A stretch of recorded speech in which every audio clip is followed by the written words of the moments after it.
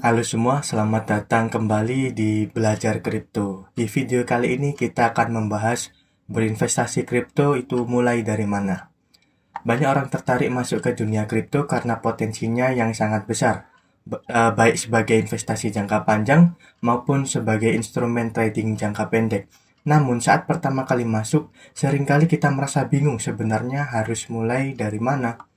Di tengah ribuan aset kripto, berbagai macam strategi investasi, dan istilah teknis yang membingungkan, penting sekali bagi pemula untuk memiliki arah yang jelas sejak awal. Dan itulah tujuan dari video ini, kita akan membahas secara sistematis bagaimana cara memulai investasi kripto dengan fondasi yang kuat, aman, dan berorientasi jangka panjang. Ketika pertama kali mengenal kripto, ada banyak hal yang terasa sulit untuk dipahami, mulai dari cara membaca chart dan grafik harga, cara menyimpan kripto di wallet pribadi, bagaimana cara melakukan entry atau membeli harga di harga yang tepat, hingga memahami berbagai istilah teknikal seperti DeFi, staking, Layer 2, atau gas fee. Namun, seiring waktu semua itu akan menjadi lebih mudah. Dengan belajar secara konsisten dan bertahap, kamu akan mulai terbiasa dan mampu mengambil keputusan dengan percaya diri. Ingat, kripto bukan tentang cepat kaya, tapi tentang cepat belajar.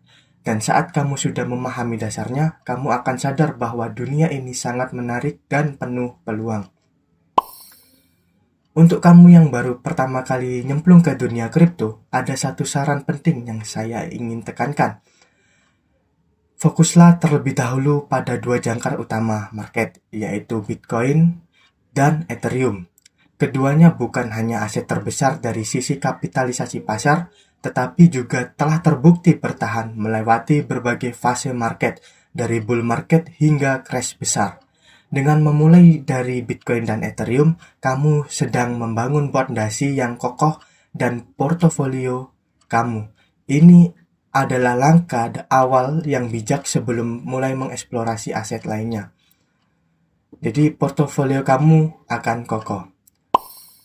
Pertanyaannya sekarang, kenapa harus Bitcoin dan Ethereum? Apa istimewanya dua aset ini dibanding ribuan aset kripto lainnya? Jawabannya sederhana namun fundamental. Ketika bull market dimulai, Bitcoin dan Ethereum selalu berada di garis depan. Mereka adalah pemimpin pasar yang menentukan arah pergerakan seluruh ekosistem kripto. Ketika harga Bitcoin dan Ethereum naik secara signifikan, maka aset-aset lainnya termasuk altcoin biasanya baru akan mengikuti. Oleh karena itu, dengan fokus pada Bitcoin dan Ethereum, kamu meminimalkan resiko dan mengikuti tren utama pasar. Dalam gambar yang ditampilkan, kita bisa melihat bahwa struktur dasar dari portofolio investasi yang sehat dimulai dari Bitcoin dan Ethereum sebagai fondasi utama.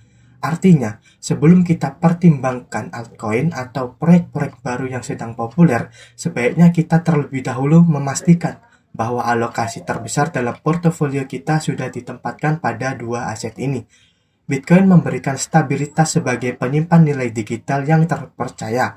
Ethereum, di sisi lain, menjadi platform utama dari berbagai inovasi di dunia kripto seperti DeFi, NFT, dan smart contract. Kombinasi keduanya membentuk tulang punggung ekosistem kripto. Melalui diagram panah ini, kita bisa memahami prinsip alokasi portofolio berdasarkan tingkat resiko. Panah biru ke bawah menunjukkan bahwa alokasi terbesar sebaiknya diberikan kepada Bitcoin dan Ethereum. Semakin ke atas ke arah panah merah, kita mulai masuk ke wilayah altcoin dengan kapitalisasi pasar menengah dan kecil atau medium cap dan low cap, yang secara alami memiliki resiko lebih tinggi. Ini adalah prinsip dasar dari manajemen resiko. Semakin besar potensi keuntungan, biasanya semakin besar juga potensi kerugiannya. Oleh karena itu, investor yang bijak akan menjaga keseimbangan portofolio dengan proporsi yang dominan pada aset yang stabil dan teruji, yaitu Bitcoin dan Ethereum, sebelum mengambil exposure yang lebih besar ke altcoin. Salah satu alasan kenapa altcoin memiliki resiko yang lebih tinggi dibandingkan Bitcoin dan Ethereum adalah karena usia teknologinya yang masih muda dan ketidakpastian masa depan dari masing-masing proyek. Sebagian besar altcoin adalah proyek eksperimental yang belum tentu memiliki daya tahan jangka panjang. Beberapa bahkan tidak memiliki roadmap yang jelas, dukungan komunitas yang kuat, atau produk nyata yang sudah berjalan. Maka dari itu, berinvestasi di altcoin sebenarnya sama dengan berinvestasi pada ketidakpastian. Kamu mungkin mendapatkan keuntungan besar dalam waktu singkat, tetapi kamu juga bisa kehilangan seluruh modalmu jika proyek tersebut gagal, stagnan, atau terbengkalai. Itulah sebabnya altcoin memerlukan pendekatan yang jauh lebih hati-hati dan strategis. Altcoin atau alternatif coin adalah aset kripto selain Bitcoin. Umumnya, altcoin hadir dengan berbagai teknologi dan fitur baru yang ditujukan untuk memperbaiki atau menambah fungsi dari blockchain sebelumnya. Namun, yang perlu kita pahami adalah bahwa altcoin selalu berganti dari waktu ke waktu. Proyek-proyek baru muncul membawa hype, kemudian perlahan menghilang ketika minat pasar menurun. Inilah yang disebut dengan resiko ketidakpastian. Kita tidak tahu apakah proyek ini masih akan eksis dalam 2-3 tahun ke depan karena banyak altcoin yang gagal membuktikan kegunaan atau gagal membangun ekosistem yang berkelanjutan. Oleh karena itu, penting untuk memahami bahwa berinvestasi di altcoin berarti kita juga berinvestasi pada ekspektasi dan sentimen, bukan hanya pada fundamental. Berdasarkan studi historis, hanya sekitar 10% dari seluruh proyek altcoin yang lahir saat ini yang akan bertahan pada siklus pasar berikutnya. Artinya, 90% sisanya kemungkinan besar akan mati, baik karena rupul, bangkrut, ditinggalkan developernya, atau gagal membangun komunitas dan teknologi. Ini bukan asumsi, ini adalah data historis dari siklus-siklus sebelumnya. Maka dari itu, ketika kamu memutuskan untuk memasukkan altcoin ke dalam portofolio, kamu harus sadar bahwa kamu sedang mengambil risiko tinggi dan sebaiknya alokasi disesuaikan, jangan sampai justru mengorbankan stabilitas portofolio kamu. Untuk memahami seberapa cepat perubahan terjadi di dunia kripto, mari kita lihat data historis.